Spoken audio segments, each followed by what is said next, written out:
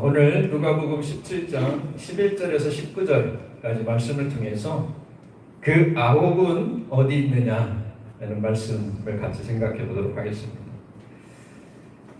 누가복음 17장 11절에서 19절까지 좀 길으니까 교독을 해보도록 하겠습니다.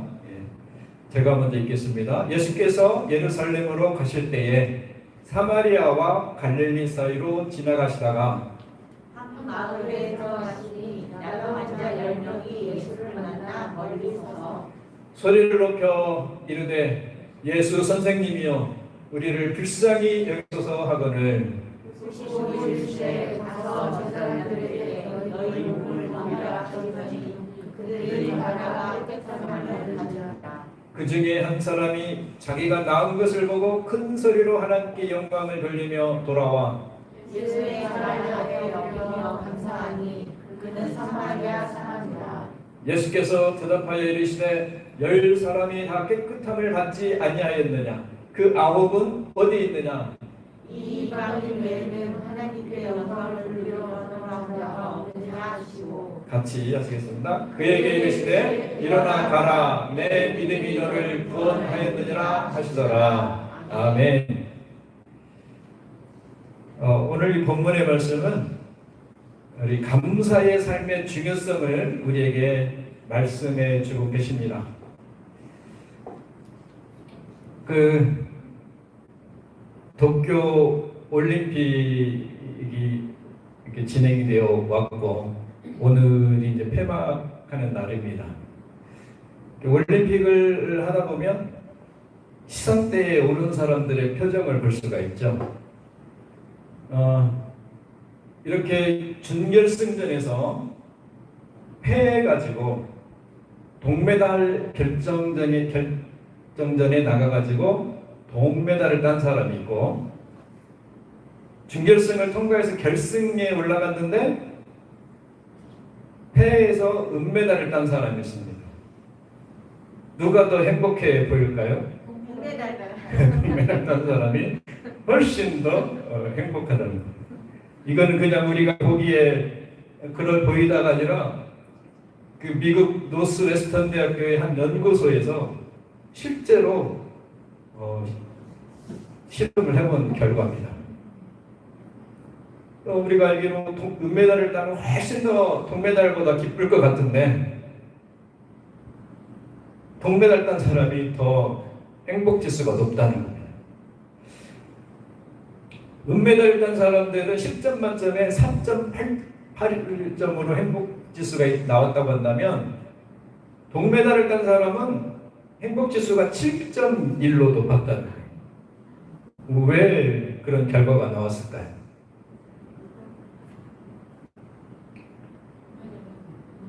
금메달은 돈을 생각하고 네. 하니까 네. 그렇죠. 금메달은 아무것도 못할 줄 네. 알았는데 그렇죠. 맞습니다. 아멘. 야, 은메달을 딴 사람은 금메달과 자기를 비교한 거예요.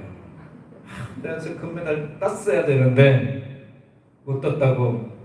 실제로 이렇게 어제 잠깐 그 높이뛰기 그 경기를 하는 걸 잠깐 봤으면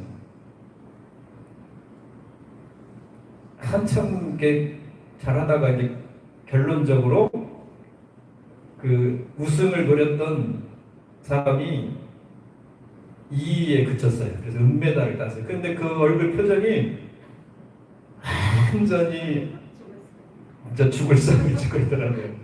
아니 은메달 딴 게 어딥니까? 얼마나 전 세계에서 2위를 했다고 하는 건 대단한 일인데 마치 이거 자기 인생이 망한 것처럼 물상을 짓고 그런 모습을 봤습니다. 이게 과연 올바른 태도인가? 그런데 동메달을 딴 사람들은 엄청나게 자기가 우승한 것처럼 금메달을 딴 것처럼 좋아합니다. 우리가 삶을 살아가는 데 있어서도 자꾸 내가 가진 것의 소중함을 잊어버리고 내가 갖지 못한 것에 대한 욕심 가운데 살아갈 때 바로 그 은메달을 딴 선수 같은 삶을 살게 돼요. 은메달 딴 게 얼마나 기쁘고 얼마나 영광스러운 일입니까?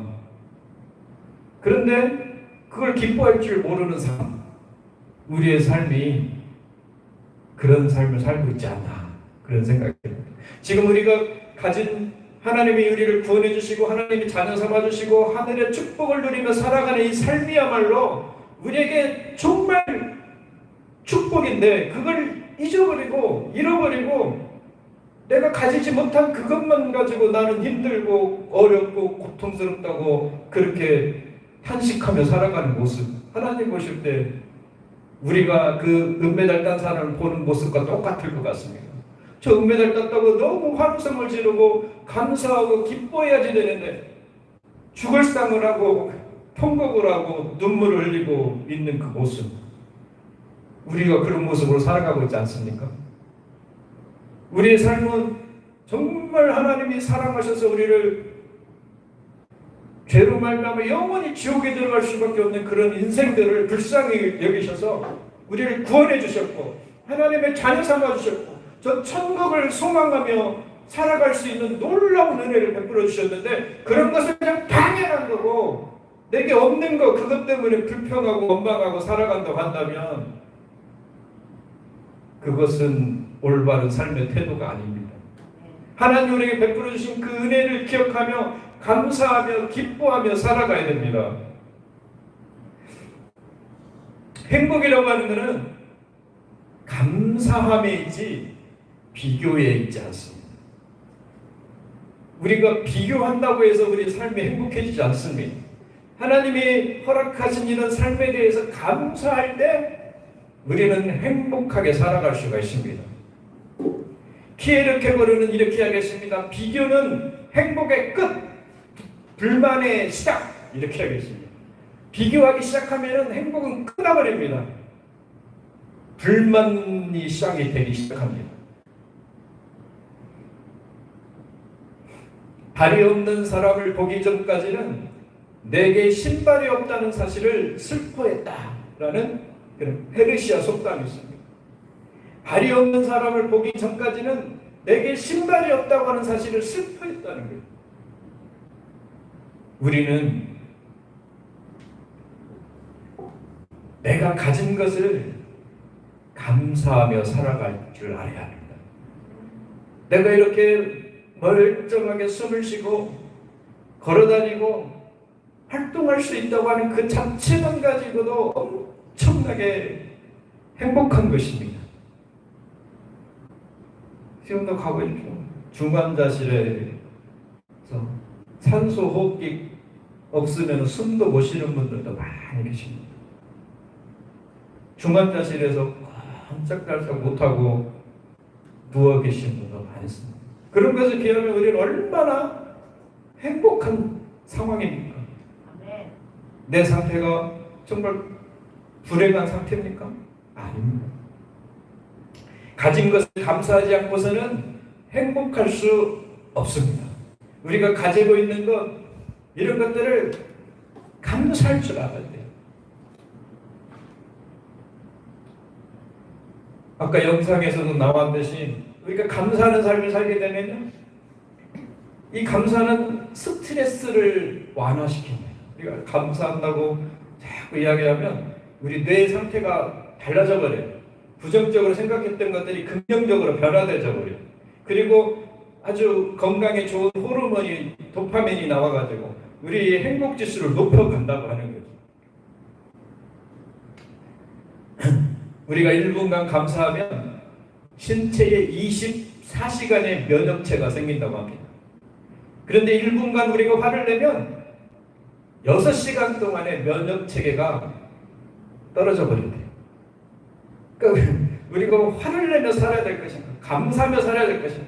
우리가 건강을 위해서는 뭐든지 하잖아요. 건강을 위해서 음식 조절도 하고 운동도 하고 하잖아요. 그렇다고 한다면 우리 감정 조절도 해야 됩니다. 그런데 우리는 감사하는 삶을 사는데 익숙해 있지 못합니다. 감사를 잘 못해요. 오늘 본문에 나와 있는 이 나병 환자들, 요즘 용어로는 한센병이라고 하지만 성경에 나병이라고 기록이 돼서 나병이라고 이야기하겠습니다. 이 나병 환자들 10명이 있었습니다. 이 당시에 나병이 걸리면 어떤 취급을 받았냐면 저주받았다고, 하나님께 저주받았다고 하는 취급을 받습니다. 그래서 일상적인 삶을 못해요. 이 나병 환자들 격리돼요. 격리. 요즘에 코로나 때문에 격리 많이 하잖아요. 격리되면 얼마나 답답하고 힘듭니까? 그런데 이 사람들은 이 나병이 걸리면 가족들 품을 떠나야 돼요. 떠나야 돼요.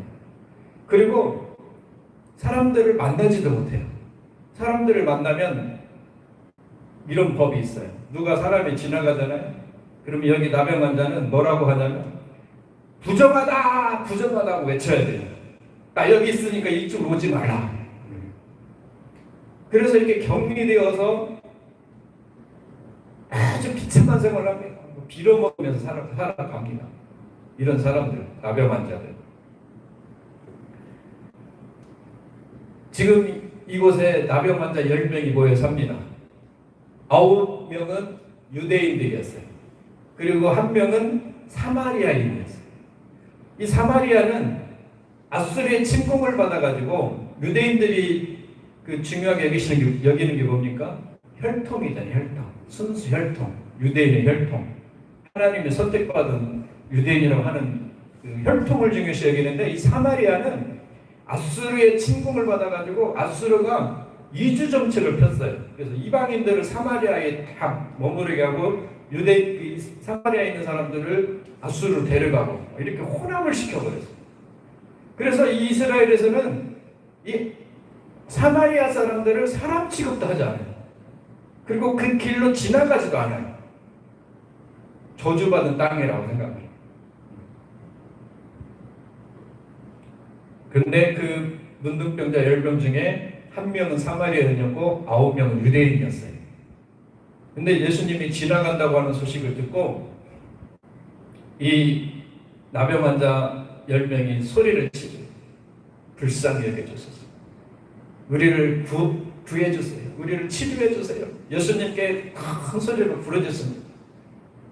가까이 가지도 못하고 멀리서 예수여 우리를 불쌍히 여기소서. 우리의 병을 치료해주세요. 하는 겁니다. 그랬더니 예수님께서 너희 몸을 가서 제사장에게 보이라 이렇게 얘기합니다. 이 말은 무슨 말씀이세요? 예수님께서 너희 병을 낫게 했으니까 너희들 가서 이제 원래 나병에 걸렸다가 치료가 되면 제사장에게 가가지고 인증을 받아야 이 사람은 치료받은 사람이고 가족품으로 돌아갈 수가 있어요. 그래서 제사장에게 가라고 합니다. 근데 이 사람들이 가다가 보니까 자기 나병에 싹 나와 있는 거예요. 이들이 나병에서 고침을 받았다고 하는 것은 어떤 일입니까? 정말 인생을 살아가면서 가장 심각했던 자기의 문제를 해결받은 거잖아요. 그 나병 때문에 가족들과 살지도 못하고 경제활동도 못하고 정말 힘들게 격리되어져서 불행하게 살아가고 있는 그 삶의 문제를 해결해 주셨잖아요. 어떻게 보면 생명의 은인과 같은 분이 예수님. 그런데 그 자기에게 그 중대한 문제를 해결받고서 주님께로 돌아와가지고 감사합니다 하고 감사 인사를 한 사람은 사마리아인 한 사람밖에 없었다. 유대인 9명은 그냥 싹 도망가 버렸어요. 이런 걸 뭐라고 합니까? 배은망명이에요. 배은망명. 하나님 주님이 이렇게 은혜를 베풀어 주셨으면 가가지고 이거 주님 때문에 이렇게 고침받았습니다. 내 인생을 이렇게 회복시켜 주시고 은혜 베풀어 주신 게 너무너무 감사합니다. 주님 앞에 감사를 드려도 부족한 판에 입 딱 씻고 도망가고 있어요. 이런 상황 속에서 예수님께서는 뭐라고 하십니까? 그 9은 어디 갔는지 예수님 찾으신다. 그 9명도 똑같이 나병에서 치유되지 않았느냐? 그런데 이 9명은 어디 갔느냐? 이렇게 찾으시는 거예요. 우리가 봤을 때 이 나병 환자 9명은 정말 배은망덕하고 형편없는 존재죠. 네. 그런데 그 9명 속에 우리도 포함되어 있습니다. 우리도 포함이 되어 있어요. 우리가 주님 앞에 가가지고 정말 감사합니다. 나 구원해 주셔서 감사합니다. 나 하나님 자녀 삼아 주셔서 감사합니다. 저 천국을 소유하면서 살아가게 하시니 감사합니다. 이렇게 살아가고 계십니까? 못하고 있죠. 저도 마찬가지입니다. 우리도 이 9사람 속에 포함되어 있다는 겁니다. 우리 가슴 치고 성경에 보면 바리새인들은 나는 11조도 하고 나는 뭣도 하고 기도도 많이 하고 이랬습니다. 이렇게 하는 거고 세례는 가서 아무 말도 못하고 가슴만 치고 있습니다. 예수님이 누가 옳다고 했습니까? 하나님 앞에 제대로 살지 못하고 있는 나의 모습을 바라보고 심령에 탄식하며 하나님 앞에 그런 모습으로 나오는 그 사람이 더 옳다고 이야기했습니다. 내가 나는 교회에 한 번도 빠지지 않고 헌금도 잘하고 뭣도 하고 뭐하고 전도도 많이 하고 뭣도 많이 하고 봉사도 많이 하고 이렇게 했으니까 나는 따뜻한 신앙이냐 이렇게 생각하는 것보다 하나님 앞에서 탄식하고 하나님이 나를 위해서 베풀어 주신 그 은혜, 나를 구원해 주신 하나님 자녀 삼아 주신 천국을 소유하며 살아가기 이렇게 한 것들을 감사하며 살아가는 그 삶을 더 귀하게 보신다는 겁니다. 우리의 삶 속에서. 아멘.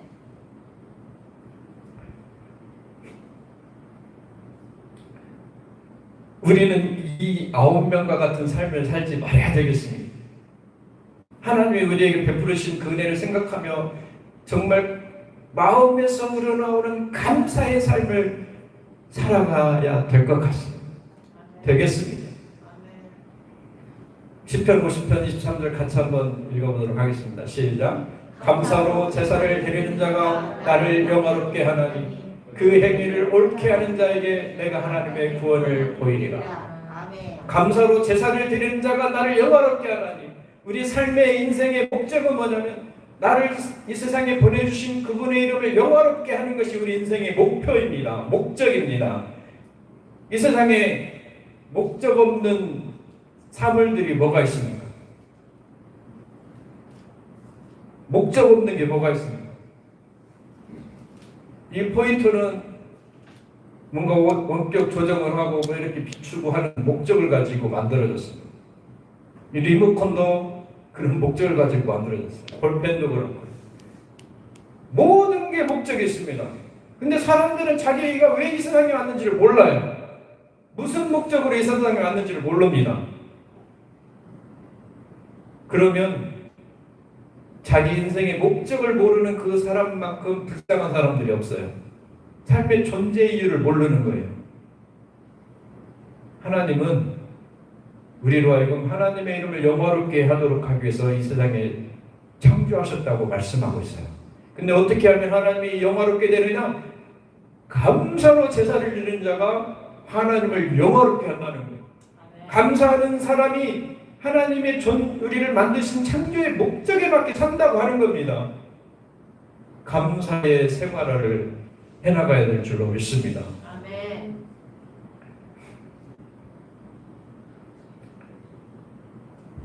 최근에 뉴스를 보니까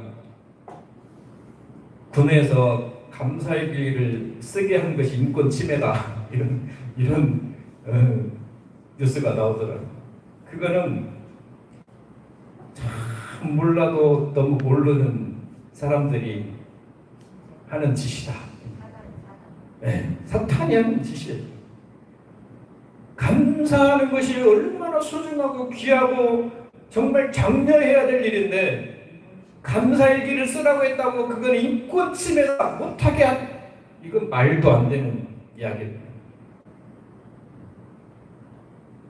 어느 군 부대에서 군단장이 병사들에게 감사일기를 쓰게 했습니다. 그랬더니 병사들의 삶이 막 변화되더라고요.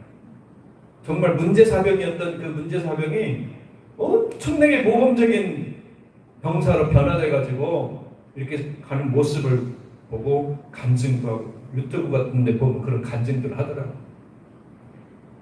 아니 감사일기를 쓰는 걸 장려하면 해도 부족한 판에 인권침해라고 못하게 하는 이건 말도 안 되는 모습입니다.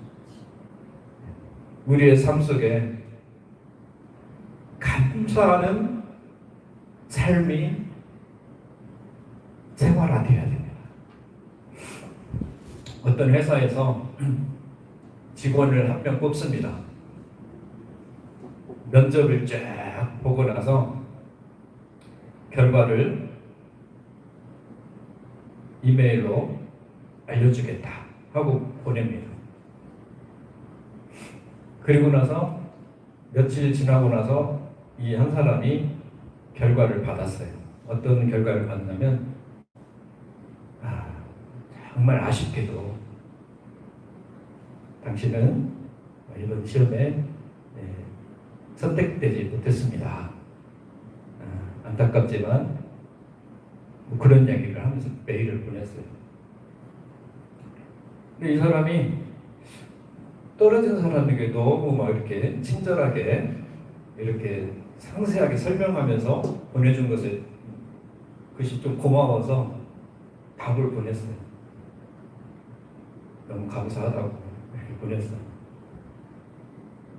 그리고 나서 며칠 지나고 나서 이 사람이 합격됐다는 메일을 받습니다. 어떻게 된 것인가 살펴봤더니 그 면접을 봤던 사람 모두에게 당신은 떨어졌습니다 하고 메일을 보낸 거예요. 그런데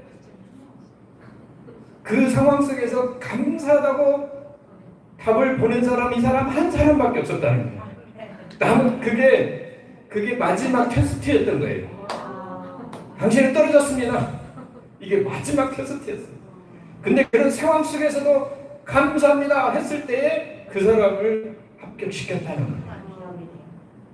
우리의 삶 속에 감사하며 살아가는 게 얼마나 우리의 삶을 행복하게 하는지 모릅니다. 불평하고 원망하고 지난주에 이스라엘 백성들이 열두 정탐꾼을 보내고 나서 와가지고 얼마나 불평하고 원망하고 반역을 꾀해가지고 우리 애국으로 돌아가자. 사람들이 원망하고 불평하고 화내고 짜증내는 게 생활화되어 있습니다. 이스라엘 백성들. 광야에서 항상 불평만 했잖아요. 물이 없으면 하나님 저희들에게 홍해를 가르친 그 권능으로 물을 보내주세요. 기도했으면 될 것을 왜 물이 없는 이곳에 보내가지고 우리 목말라 죽게 하느냐고 원망합니다. 또 가다가 하나님 고기가 먹고 싶어요. 하나님 능력 있으니까 보내주세요. 했으면 하나님 보내주실 것을 왜 고기도 못 먹게 이렇게 광야에서 이렇게 헤매게 하냐고.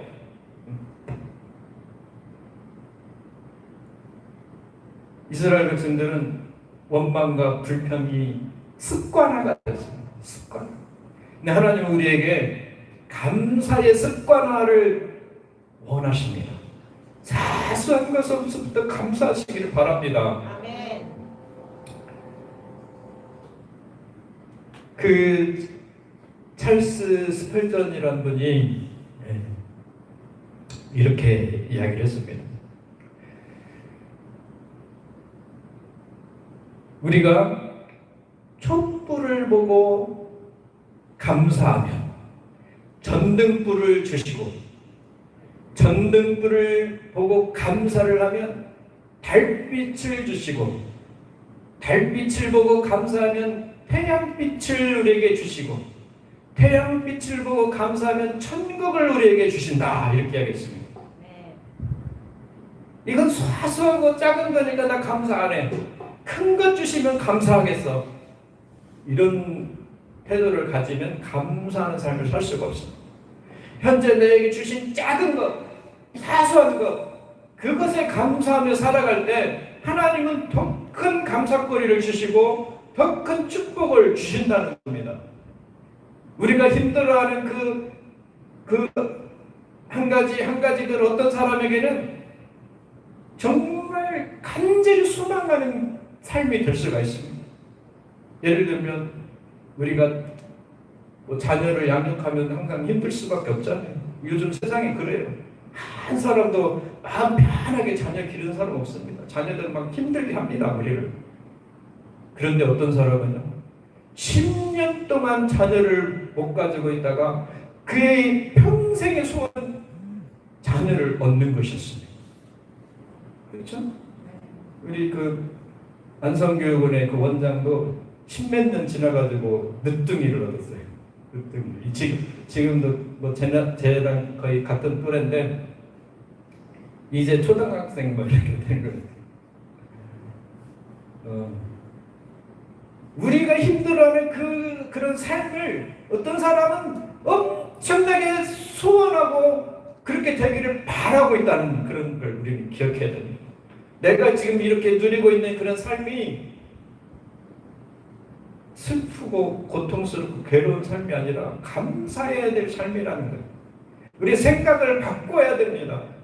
부정적으로 바라보고 부정적으로 생각하는 그 생각을 바꿔서 내게 주어진 그 모든 상황과 환경들을 감사할 줄 알아야 된다는 거예요. 그런 삶에 감사할 때 하나님은 더 큰 감사거리를 주신다는 겁니다. 그 작은 것에 불평하고 원망하고 하나님 하면 우리에게 더 어려운 일들, 더 부정적인 일들이 우리 삶 속에 일어납니다.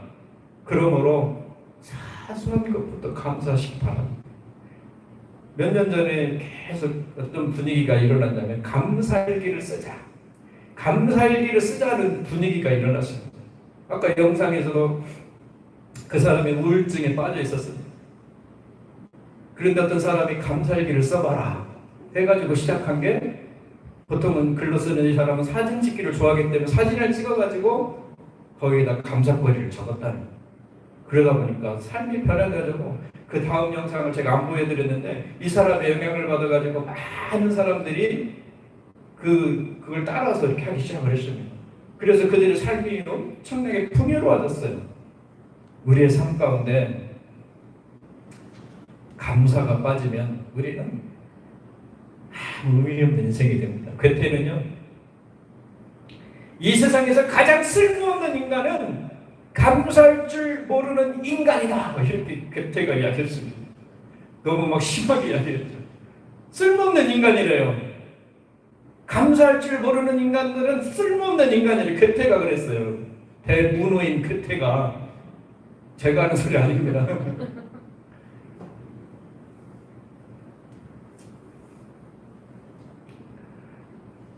우리는 하나님이 베풀어 주신 수만 가지 은혜는 잊어버리고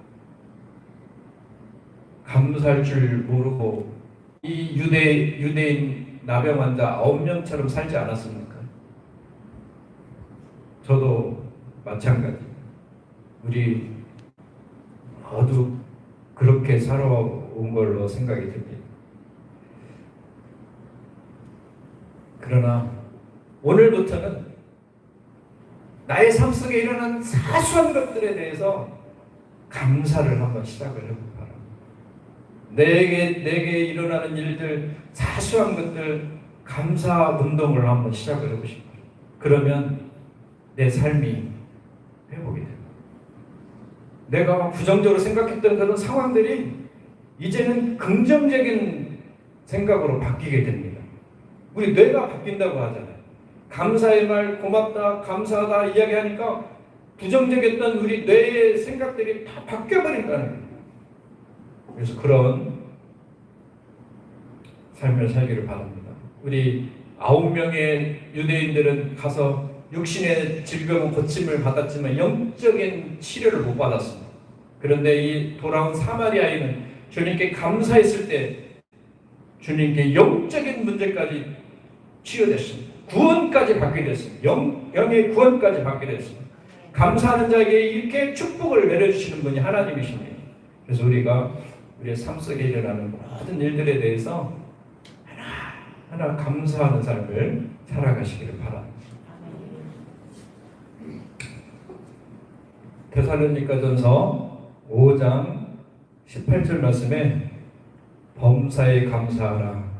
이것이 그리스도 예수 안에서 너희를 향하신 하나님의 뜻이니라 이렇게 말씀합니다.